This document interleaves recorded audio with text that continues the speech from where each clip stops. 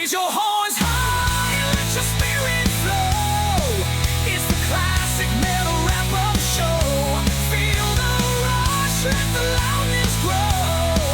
It's the classic metal wrap-up show.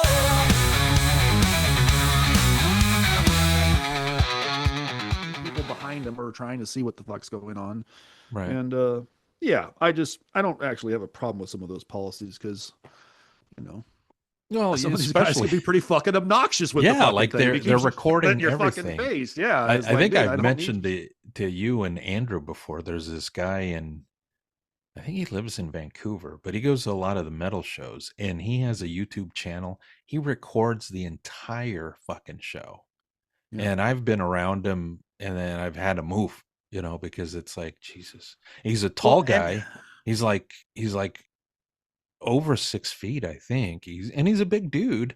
So if he's in front of anybody that isn't his height, you know, and I'm not like short, me, I'm blocking Yeah. everybody. Yeah, but I'm it is like the way I'm it like is. 5'11", and I'm thinking, yeah, I can see over, you know, around him a little bit, but it's like, fuck, I don't want to watch, you know, the show from his iPhone screen. No, and you know, so that an answer to that too, ladies and gentlemen, this has been going on. This isn't new. The Grateful Dead was having this problem in the 60s and 70s. All these guys with microphones and recording devices in the middle of the crowd trying to record the shows. And they eventually said, okay, promoter, if you want to have the Grateful Dead, you have to have a section taped off near the fucking the front of house vocal booth out there. And you got to have a section taped for the tapers. And that's where they're all going to go. And they can stick all their microphones and stand around each other with all this distracting shit all they want. And if you put them next to the sound guy, they'll get the best audio sound that they can get out of the house. And they get to have their recordings. And my fans don't get to be distracted with his stupid recording devices. So, and I'm one of those guys who does like to go on YouTube. And when it's a quality recording, sometimes these guys got like a little one of the guys, I don't know, the guy that does the SeaWorld in Florida, he must have permission from the sound guy to be right next to him or something, because you're always like right by the sound booth, and he just has it on a tripod or something because it never fucking moves. It just stays in one position. And that's actually kind of quality audio. I've watched a couple of different bands just to see what they were doing at that stupid outdoor fucking dolphin show stage. And I'm just saying, so there are, for me, because I'm not going to go to Florida to go watch fucking Styx, the fucking, you know, but I will pop it on my YouTube and grab a couple songs just to see how they're doing. So to me, again, modern times require modern solutions. What did Dave Chappelle say? Something like that. Modern problems require modern solutions. And that would be give a taper section. If you know that there's going to people that want to log your shit, then just say, hey, these 3 rows over here in this area is where you got to sit if you want to bring your recording gear and be Johnny record the show. Where they fail is that they get like, wasn't it John Drake who said, well, if it's, it's Eric Ferentino. So if it's my likeness, am I getting paid for it if I'm in Dude, here's the deal. The more that they put those videos out showing your ability to put on a show, and if you are putting on a good show and you don't have nothing to hide, it's going to increase people like me going, oh, they're actually pretty fucking good. I showed you guys KC and the Sunshine Band. We figured out it's a gigantic 75-year-old fruitcake. But he puts on a show, and I hadn't seen him in 20 or 30 years, but when I watched it, I was like, holy shit, this guy can, even know how big he is. He's moving around, and he's singing the songs right with no fake. I mean, you can tell it's live vocals, and he's singing. And so he's got a rug like Don Dokken, but he's older than Don Dokken. So that's an artist right there where watching that YouTube actually made me feel like, well, if he did come to my casino around town, I probably would go see that show. You know, now I saw him in the 90s at the California State Fair just because I got comped some tickets, and I thought, well, I'm going to the fair anyways. I'll wander in and watch Casey and the Sunshine Band for an hour and a half. And they put on a great show then. So I wasn't surprised by that, but I knew 30 years would do something to a guy who's been, well, you know, in his boogie shoes every night on stage, boogieing around. But he's like not rickety at all. I mean, the guy's moving around pretty good. Yeah, for his size. So I don't know. Don, again, you call KC because he's as old as you are. He's in his 70s, and ask him, how the fuck are you singing like that? And how the fuck are you dancing like that? My guess is going to be back to the same thing. Don, I don't smoke cigarettes. I don't drink booze. That's probably what Casey's going to tell him. And he goes out for walks and stretches, you know, I mean, something like that, right? Yeah. Yeah. But it was funny. We were mentioning Ferentinos. I mean, and the other thing that is helpful is, you know, if he was younger, you know, then that, like you said, showcases his talent, but also is a good reference for somebody going, hey, you guys need a guitarist? Get this guy, right? I mean, they're not going to get a 55-year-old guy at this point to work with a 20-something-year-old band or people in their 30s more than likely. But that would have been a useful tool, for people in the same kind of age demographic, right? It's like, hey, this guy would be, it would fit great in your band. Instead, he has the project. Yeah. Well, they're paying him, right? I mean, clearly those guys got dough and they're throwing at him to go down there and play. So I don't begrudge him. I don't really think it's going to go anywhere. It's not my cup of tea. But if he's in SoCal and getting a couple $100 a day to go record some guitars in some studio in Oceanside or San Diego, fine, dude. Good luck. Hey, have at it, bro. I don't even hate Don for making his money. That's not the complaint I have. I just think he could adjust his show to be more respectful of his legacy and put himself in the best light live each show, and that would be doing it acoustically. Clearly, and what do you think? Because remember the other thing that they were talking about.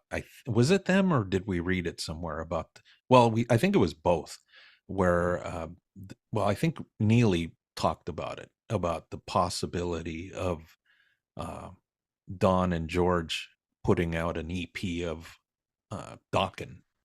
There was literally on my phone today another thing of Don saying that they may get together for some final recordings of the original guys. What's the interest level? I'm like, well, hold on. I'm like, is Mick Brown home? Oh yeah. Mick, he said the original guys. Does that mean Mick's going to fire up the sticks and get back out there? Well, unless he meant Bobby Blotzer. Yeah, or maybe they want to get Greg DeLeon or something on guitar. Wouldn't this be something? Let's say he convinces George to do it, and he says, "But the rhythm section is going to be Blotzer and the Cuban dancing bear." Cuban bear. Yeah. No, I'll be how this would happen. Honestly, is what would happen is if there was some kind of financial actual reason to be doing this, it would be George and Jeff calling Mick and saying, "Mick, will you come out and just do some drum tracks one last time?" And I think for those two guys, because of his friendship with them, because Jeff Pilson made it clear in one of those interviews from last year that he gets birthday texts from Mick. He gets a happy holidays, Merry Christmas, buddy, from Mick. So Mick clearly communicates with them. He's just not communicating with Don, which tells you all you need to know. And you may want to listen to this if you haven't already. Pilson and George, and they got Mick for half the record for that Tooth and Nail band. I mean, it was those two guys that pulled him in to do that. But I think they could do it again for another 3-4 songs. Yes, absolutely. And if he absolutely says, "I'm not picking up the sticks," I know what he would tell you guys. Call Mild Steve. He's my brother and he's available. And he'll And so, Steve was probably singing drum just like Mick does. I mean, if you actually watch what he does at Tesla, you're going to be like, well, you probably could nail that Dokken gig anytime because he can sing pretty well for a drummer and he's fucking beating him away. Just same kind of style of drumming too as his brother. Just heavy, big, just beating the shit out of everything. And that sounds good. So, I don't know. I'll be honest with you. Don has admitted that he's bipolar. So everything that comes out of him could be to either extreme, and you don't know what to believe and what not to believe. I don't know whether he had actually. Here's what I'm going to say too. Why you gave us a recording with Just Another Day or whatever that fucking song was. Yeah. No one's clamoring for recordings, Don. If they want to see this, they want to see you 4 fucking guys on stage playing live. That's what they want, which means you need to kick these fucking other dudes to the curb for a year and you need to get your fucking shit in shape, get with Vince's trainer and get on a fucking treadmill, stop drinking so much booze, stop smoking cigarettes, get yourself right as best as you can get at 70 something years old and get up there for one last run. And the only way y'all are going to make money doing that, guys, let's be real, it's not one show at the fucking pawn shop and 2 or 3 in Hawaii and Japan. Yes, those paid well, but if you really want to do it right, you would need to line up a 40 date here in the major markets and get a couple of bands like Motley Crue or these guys are doing. I'm not saying that level, but a band or two beneath you that would be good openers and make a package tour. And so this is Dawkins' final legit shit. I just think Don doesn't know what the fuck he's doing. It's just floating that out there to see if he can get a bite from George and Jeff.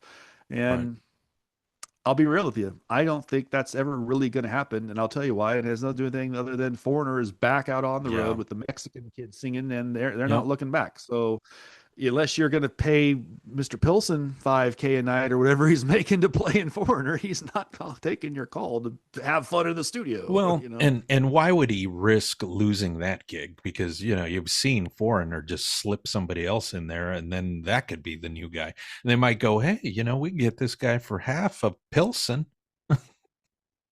Exactly. And I would have to believe Foreigner pulls in probably 40, 50K a night.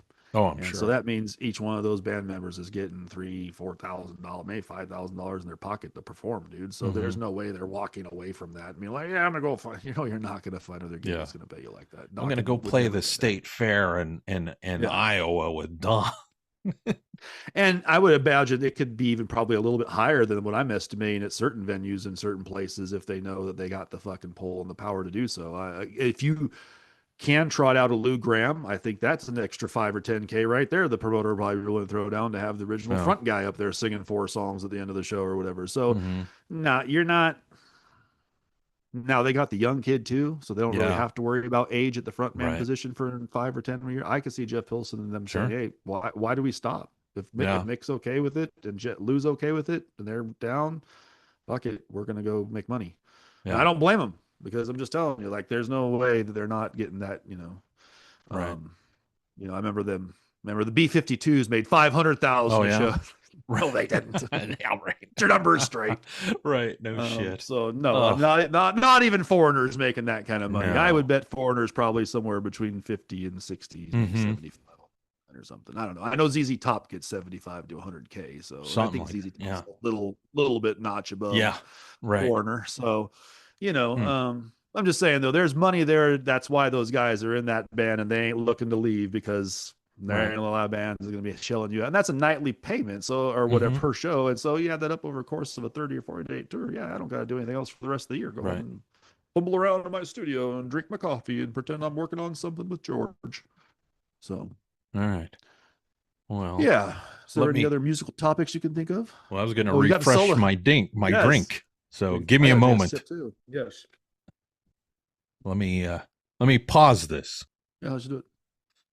So I know we were just chatting about Metal Church, which you know that song sounds pretty good, and it does remind me of the David Wayne era. You know, but the surprise was Ellefson, which you know may or may not stick around. He does so many things, I think, right? Yeah, I did read something, I believe, from Junior himself saying that upon making this commitment, it was on the contingency that they would plan ahead of time and allow him and Ken, because Ken plays in other projects too, to make sure that they could have time in their schedule to accommodate the live shows with Metal Church. So I think as long as Kurt doesn't try to overplay it and try to get him to be on the road fucking 9 months out of the year, which I don't think Kurt at his age looking to do either.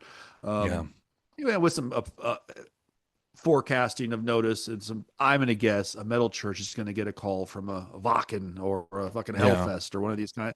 And some of those things might be something where El Junior and them would say, hey, it's a big festival, bigger stage. They're going to cover this, that, and the other. It's going to be, those things get planned a year in fucking advance. We'll make sure we got our weekend free to be there.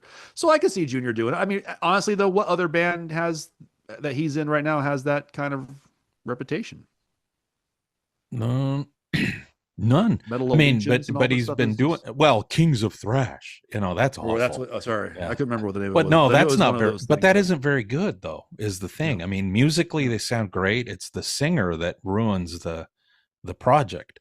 I think the only thing going for it is he's got. Does he? I think he does have. Who does he have in there? Is it Jeff Young or is it Chris Poland? I believe so. I think or it's is it both? I don't know, but either way, I mean, I like the fact that he's doing all the Megadeth shit that Dave won't do, but unfortunately, it's the singer that kind of ruins it for me because I did pick up like the live album that they did. I think it was at the Whiskey, and it was like, man, if they had a different singer, this would be fucking great. But I just don't think there's anything that has as much of a reputation or as a track record as Metal Church. And I think that if Kurt plans it right, then I'm sure Junior will find his way to be there. I mean, Junior's a professional. He would either say, yeah, I'll be there, let's do this, or I'm out and you got to get somebody else. But I can't imagine that he would even sign up if he didn't have intentions of trying to at least go out there and do a tour with them. So. And that lineup sounded pretty fucking sick. So I don't know. If they came near me, I'd be really tempted to go see that. Yeah, so it would be awesome because Armored Saint's going to have a new album next year too. So it'd be awesome to see those two pair up again because they did it before, and that was pretty good. Yeah, 1-2 punch, and probably give them, each of them a little larger venue than a club or something to go do it in. And at least here in the States, I know Metal Church could probably do better overseas than they would do in the States, because a lot of these bands, and that's the case. But getting to Europe and going through all the bullshit's a whole nother fucking fiasco and a financial nightmare. So, but yeah, so props to them for that, because, like I said, it seemed like from what Junior was saying that him and Ken are trying to stay in there and do some live shows with them next year. Yeah, that fucking guy, Ken, too, though. I mean, he's in Flotsam and Jetsam, the Fifth Angel Reunited, and he's doing Once Bitten and then Metal Church. I mean, Jesus. And I think he's also a producer and has his own studio. So, I mean, the guy's made pretty good living, I think. Yeah, and good drummers are hard to find, man, and ones that are reliable and will fucking be where they say they're going to be and know their shit. It's a very valuable tool. I mean, it's the foundation of the band. If the drums fucking suck, the band's going to be shitty, dude, every fucking time. I don't care what you say, dude. You cannot have a band with a crappy drummer. If it's a crappy drummer, it's going to fuck everything up. So, to me, every time I even listen or look at a band, the first thing I do is analyze, is this drummer good or not? What's his time keeping? Is he keeping this steady, or is this getting going up and down and fast and slow, and tom fills are off and cymbal crashes where they shouldn't be? And it's like, and there's guys, so but a band like that dude's got the chops for rock, metal, probably can play some jazz and other blues and shit. I mean, once you learn that level of drumming, there's gonna be people calling you to play. So let's got Blas Elias gets the set gig, can probably take a Slaughter gig tomorrow if he wanted it back, can do the Blue Man Group, the Trans-Siberian, because he's a drummer and drummers are in need, dude. That's just the way it is. So, I knew I play with a drummer who actually auditioned for Blue Man Group. I think he was in the top 10, but didn't get the final slot there in Vegas to go do that. But he was in there. So they had open auditions needing, 3 or 4 guys to complete runs at some casino there in Vegas. And he tried out for it. So, and I think, I don't want to name numbers, but it was in the thousands of dollars a month. You were getting paid, just guaranteed to play drums every couple of nights. And some of these guys only have a song or two of a section that they're going to do, and then they're off, and the other guys are. So to get that kind of money to play for 30 minutes or whatever your part of the show was is not a big deal. So, I think the hardest part would be putting on the blue shit. That's what they're paying you for. You gotta be getting the makeup thing an hour before the show, like Simmons, would be transformed into a blue man. So, but yeah, so there is shit like that. That's why, because my kid's learning. He's 12. He's learning to drum. He's in here. What was he playing? He was doing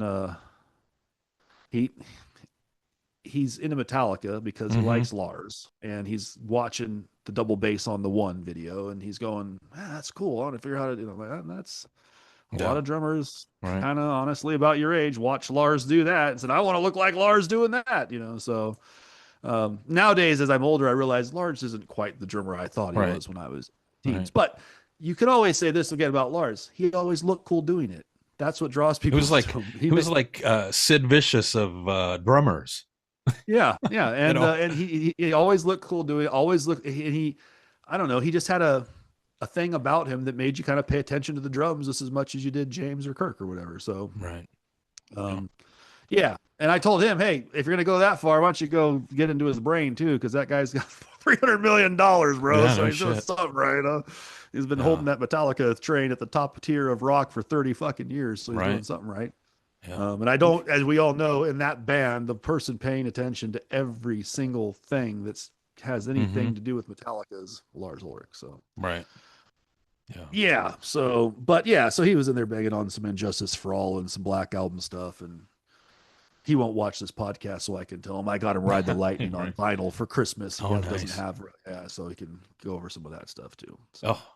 I keep trying to tell him, I'm like, hey, don't get me wrong, I like Justice, and the Black Album's got some very cool rock songs, but I keep saying you got to go a little bit earlier because there's this guy named Cliff Burton on the bass that kind of changed the whole thing there for the 2 or 3 albums that he was on. So you could go. I told him go in there and hit Orion or Call of Cthulhu and listen to what the fucking guy. That's a fucking bass and drum shit right there. So. Yeah, so he's gonna be stoked when he pulls out that vinyl for Christmas. He got a record player now, so he's been doing the record.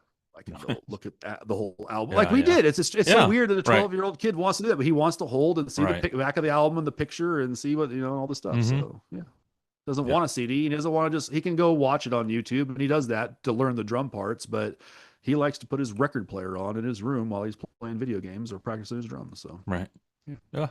Crazy. Nice. That's why I'm saying some of these bands, you're old, but your product can last generations. And if you're a band like Metallica, Lars is going to be dead and gone, and there's still going to be a kid like my son going, dum, dum, dum, dum, dum, dum, dum. I got Enter Sandman down. Right.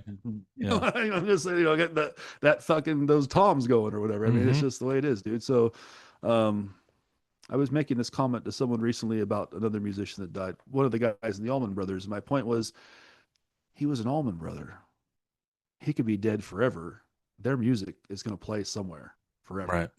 The kind of music they played doesn't have a expiration date on it. Right. You know what I'm saying? Right. Like there will be someone in this world 100 years from now going, man, check out Live at the Fillmore. You know what I'm saying? It's one of those things that you can't, certain bands get a niche and it's so unable to be classified by one thing and accepted by so many people that they transform those boundaries that usually exist in genres. And so you can say the Allman Brothers are not just a little bit of rock, they're a little bit of blues, there's a little bit of this, a little bit of that, a little bit of jam band, but the songs they make, man, Melissa is going to be on the radio forever, ladies and gentlemen. Right. There are certain songs that they just did that are timeless. And so, I was trying to let that person know that, your relative is going to always be in some musician will be in a room going, how the fuck did Dickie Betts and Dwayne Allman do that guitar part? So, and I don't think those guys even knew back then what they were doing. Right. They were just rocking, drinking some beer, smoking some weed and playing guitar. So, but very few are in that, because like Dawkins, to me, I love their music, but it is very genre related. Like it's not going to transfer over to too many people that don't listen to that style of hard rock music. Right. Whereas the Allman Brothers, I mean, you could see a hippie over here, you could see an old guy in a business suit over there, a black guy back there, and a white guy up here. It transforms any one person. So, that's hard to, I don't know why some bands are that way and some aren't. It's just weird how that works out. I was trying to say in my mind, we were chatting about this just a couple of days ago, because it popped up. My YouTube knows my algorithm and knows that I watch live music, and I'm usually searching for current concerts in the last year or two of certain bands. And I don't listen to Duran Duran. I haven't listened to Duran Duran since 1991 or whatever the last time I was, they were always a little bit of a, because they were like early 80s. They were like my older cousins' music. You know what I'm saying? It was like I heard of them. I know that they listened to them, but I was such a small one. I knew Rio and a couple others, but that was it. So what I'm saying is I go watch. I'm like, fuck it. I'll click it and see what this is about. What do these guys sound like at fucking 60 something years old? That Simon Le Bon dude. He's singing it just like note for note, like it was the record. Right. I'm like, wait, hold on. How old is he? 68 years old. Right. Well, that's only 4 years from Dawn. How could this guy look like that, sing like that, perform like that, put on an hour and a half show like it ain't no fucking thing? Well, you know why? No, because he cares. Yeah. Cares about himself and his performance. But you think of like, because I've seen some recent video of Simon singing. I mean, yes, he's put on weight, but again, I think it goes back to he cares and he prepares and he wants to put on a good show for the fans. And I'm telling you right now, I'm not but watching that concert, I thought, actually, if they came by, I probably would go see. Well, yeah, I mean, you think of all the songs. I mean, they at least have what 10, 11 hits. Yeah, there was like 6 or 8 that I know, and I don't know them that well. Right, I just have heard them on the radio. So, but then when you look it up, you realize the 100 million records they've Mm-hmm. sold versus 10 million to Yeah. Dokken is because they don't fit into a genre specific. Right. Some people say they're new wave 80s, but they've crossed over a threshold to where their music is in Australia and Japan and Mm-hmm. South America and Europe and North America and South everywhere the globe. Duran Duran could probably show up and sell out a pretty big fucking Mm-hmm. venue. So props, dude. Those guys must be making some serious dough, and they're doing it right. And at 60, they had the original drummer, the original bass player, original Right. keyboard. So 4 out of 5 guys were the OGs. That's all in their 60s. Like the one guy was almost 70, and I'm like, they sound great, dude. What the Yeah. fuck, man? And Yeah. so again, Yeah. somehow they've crossed over a threat, and now they don't need any. They don't need airplay anymore. They just can Mm-mm. go out there and bang out those 12 or Right. 15 songs a night and make fucking bank. I'm gonna guess they're probably $100,000 a night band. So Mm-hmm. Oh you yeah. know, or more. I don't even know what they would charge, but it would probably be a pretty fucking penny. Is my point. So, Right. yeah. So I don't know, man. Don, I don't know what your. There's some guys Yeah. out Right. there you need to call and find out who is your nutritionist. Who do you work Yeah. out with? What? Can you fax me or email? I say fax because that's Don style, but email Yeah. me over some instructions on how you do this, Yeah. Simon. Yeah. So Can you email it to my buddy Neely Wendell? yeah, I need Neely to set out a workout routine for me and help me cut my calories and save my voice. And I'm just yeah, I'm with you. I bet you Simon LeBon would say, well, I have a vocal coach. Mm-hmm. I go see the vocal guy for a month before I go on tour to make sure I'm ready to go do this, you know. And some of that also would be, ladies and gentlemen, though, this is just my opinion, allegedly, the English rockers take their craft far more seriously Sure. than American. We're fucking lazy fucking pieces of shit, dude. These English guys, they really do care about their hair, their style, their looks, their singing. Go look at Morrissey. He's another 60 yeah. something year old guy, Right. but looks sharp, sings well, Sounds keeps the himself in same. shape. Yeah. I mean, you would be like, it Right. sounds just so they just take it far more. And he has his real hair. Yeah. And you may not, I'm telling you right now, I think there's some things that he's about that are fruity and weird to me, but Yeah, he's weird. he's crafted his own Mhm. image that he can go around and sell some pretty fucking big places. And Right. yeah, he don't have to answer nobody. Nobody telling Morrissey when to do what to do. He does what he Mhm. wants. But yeah, another guy who's, I think he's in his 70s and or Mhm. close to it. And so how is he singing like that? And you know, again, I just put it back to I think Dawn is a pack or two a day of cigarettes and a half a bottle of Jack a day or something. And I think Mhm. that right there is what they're going to say to it. Well, I don't do any of that. So, yeah. But Yeah. they also, if they didn't have it, you would definitely, Morrissey's the kind of guy that say, oh, I don't think I could sing that loud anymore. We're going to do an acoustic set. Yeah. All right. Right. So, Right. I mean, just telling they would have more respect for how they are Mhm. viewed, you know? So, Right. but yeah, so I was amazed at that because I was like, man, this fucking LeBon guy is like Mhm. across the stage and what? Yeah. There was no track there. He's singing. How is he fucking doing that at his age? Some of those notes were not easy to hit, bro. Mm-mm. So, and that stuff he sings is far more lyrically complicated, and the tempo and Mhm. change of pace of the vocal melodies, as you know, Rio, all Yeah. these songs, it's like it takes a lot to get that. If he was like David Lee Roth or Vince Neil, it Oh, would yeah. sound like such shit because he would come in a half a beat behind when they're, and that music is so precise when they make certain changes because of the drums and the way they do it. It's so yeah. The dude who seriously sat down with his band for a month before the show started and said, we're going to rehearse this shit till it's absolutely straight. You see that with Pink Floyd, Roger Waters, the same thing. He could play the fucking wall over the last 40 years, but he's still going to go into rehearsal on the next tour and make sure every single fucking dude in that room knows exactly what the fuck they're doing. And if you don't know what you're doing in rehearsal, he's the kind of guy who's be playing bass over here going, and they go, stop, stop, stop. Mm-hmm. You on the saxophone right there. What are you doing? That note, that was wrong. Mm-hmm. That's how Roger Waters is. And so I'm telling you, there's something about these English guys. They're far more particular about what you're fucking playing and when you're not playing and what you're doing. Where these American rockers just like, just flug shit all over the wall. And good enough. Yeah.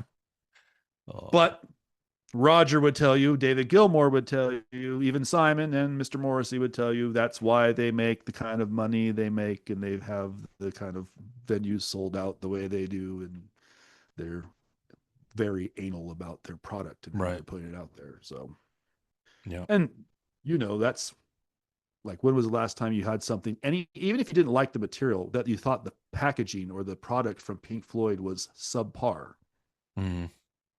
It just doesn't happen. They Mm-hmm. wouldn't release it if it was. They're so particular about the way that it appears, from the artwork Right. to the titles to the lyrics. Everything is very, even when Gilmore took over, if you think about it, Learning to Fly and all those songs or Mm-hmm. whatever, he he Right. had someone come in there and say, let's Right. try to get these lyrics like Roger would do it. You know what I'm saying? Mm-hmm. And so you can hear that. And that's not bad. It was just trying to, like AC/DC. They have a formula, a way of creating something that's going to guarantee radio success, album sales, and concert tours. So Right.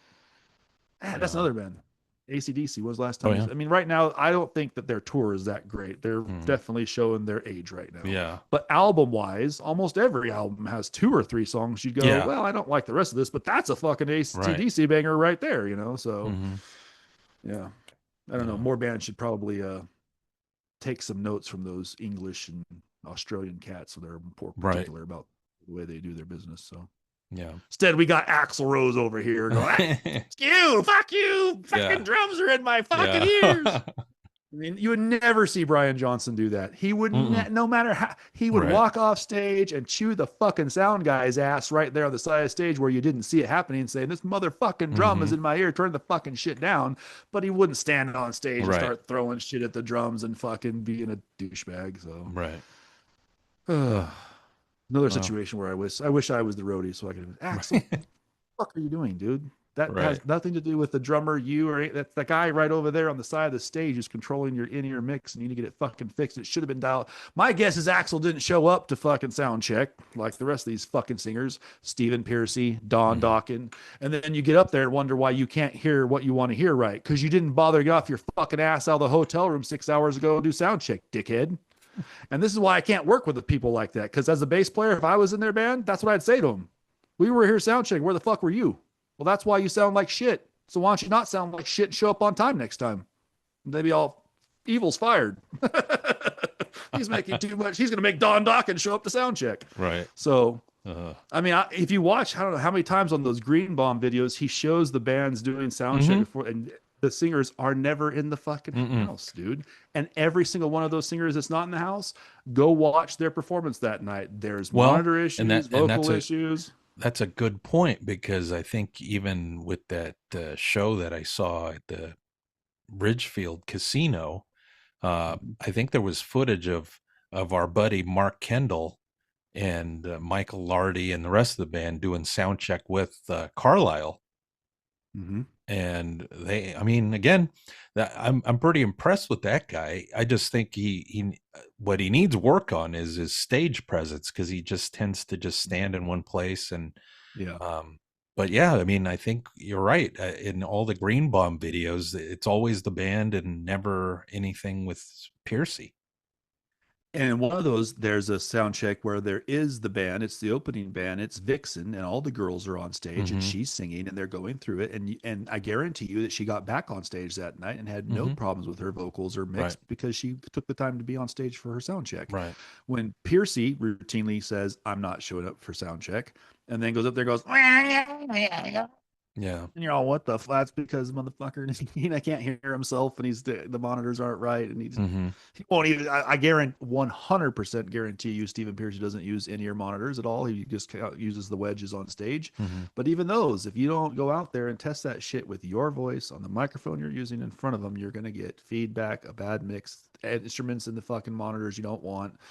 And so it's called laziness. I'm sorry. These guys do get fucking lazy, and they think they have to show up, and then they think they could just shit on it on stage if it sounds like crap. Well, that's what you got. And that's what Morrissey wouldn't do. That's what Roger Waters wouldn't do. He would make sure that fucking in-ear guy had the mix ready to go before he gets on stage. Otherwise, he's not getting on stage.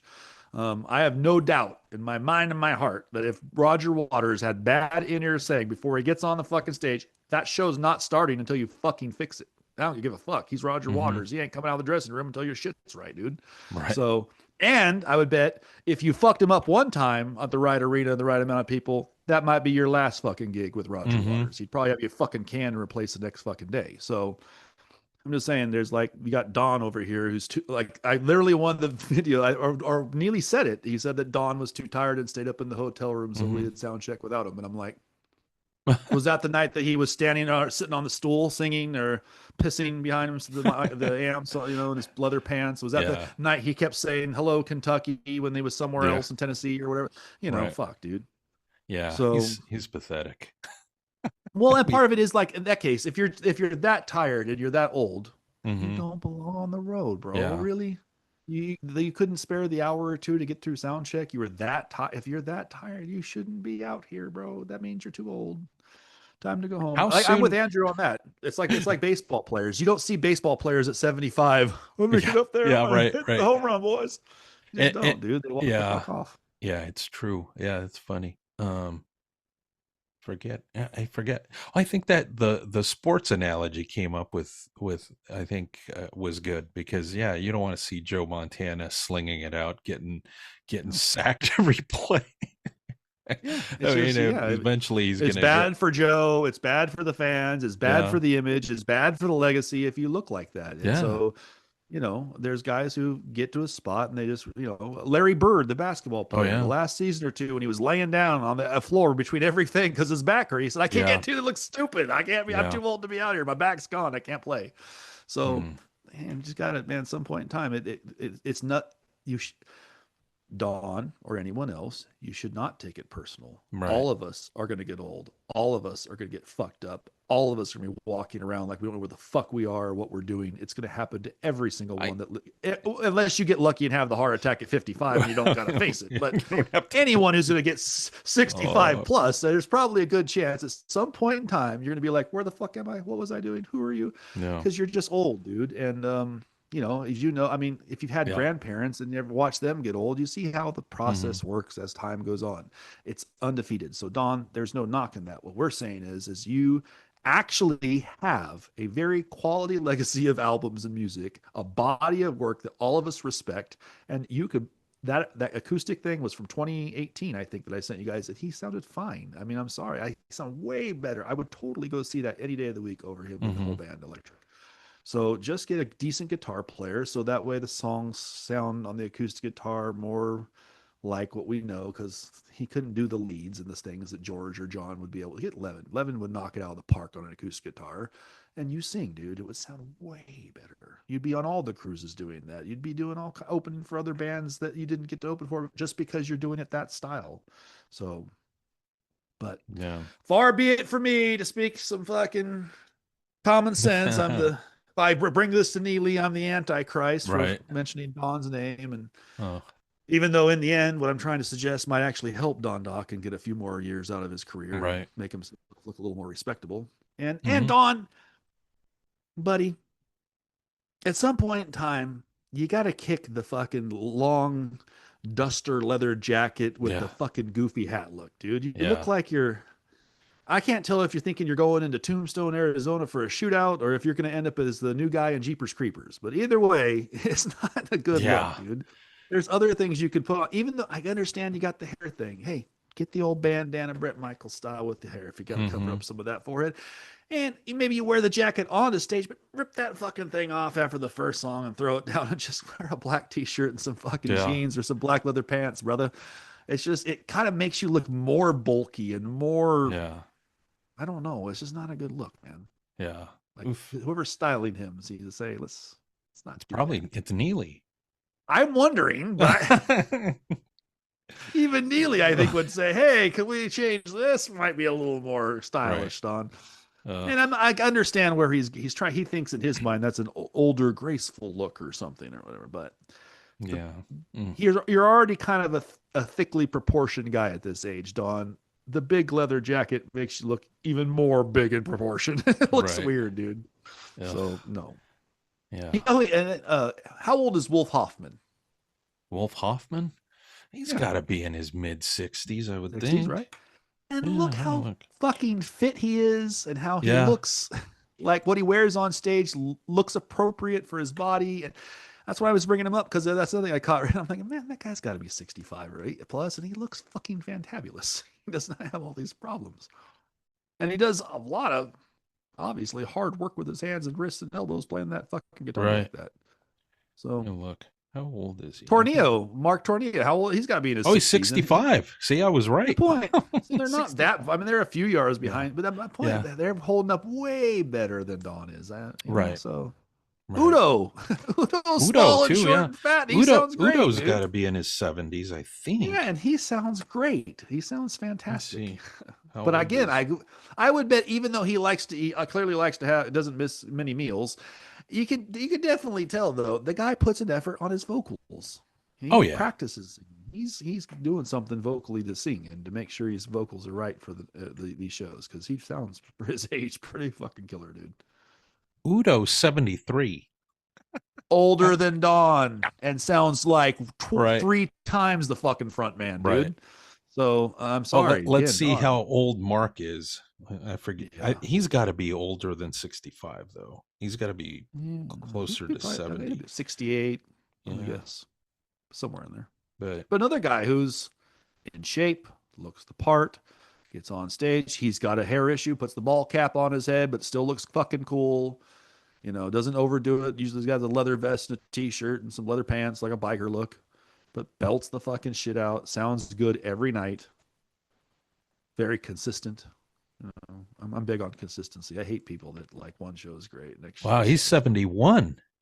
That's what I'm saying, dude. Yeah. So right there with Don. I mean, And Don's he can take 72, so- he takes off his shirt too. Look, I mean, Yeah. you wouldn't want to see Don do that. Holy shit. Yeah, so that's what I'm Oh. saying. There are guys in these genres that are, as older, and they're not. Right. Maybe I'm wrong, but I'm going to guess Udo and Wolf are more Right. disciplined. That German That's the background, key. like the Scorpions, they're very disciplined in their art, and they're going to make sure that they fucking got their shit right. So, as best as it can be, as they can bring it at this point in time. And that's another band who I still think, mark my words, I'm telling you, before the day is over, Wolf Hoffman, Peter Baltus, and Udo, there might even be, if they did it right, and you talked Udo into it to make sure it's respectful enough, I bet you that he let Mark come out and do some of the songs that Mark does with them, and they could do like a Halloween thing where they have 2 singers on a song or 2 doing it together. Yeah. That'd be fucking sick. Yeah. I think that would generate a lot more interest and accept immediately. That would with be that cool. Yeah. Yeah. So, because I don't think they should just shit can Mark. He made a couple of great albums with them. So I still crank those. Yeah. So, Yeah. if you live by the sword, you will die by the sword. Yeah. So, All right. all right. Well, I think we covered the bases, and Right. I was thinking about how we should sign off this show, and since we are the wrap up show, and we, buy fuckies is kind of a aching kind of thing. It's kind of Yeah. of course. So I think we should go back to something that some of you might have heard on the other wrap up show, the Howard Stern or Howard Stern himself used to say. Oh, and yeah. that is, on the way out the door from now on, we're going to tell you to hit him with the hind. There you go. I love that. Oh, Until next time, kids, hit him with the hind. there you go. All right. Raise your horns high.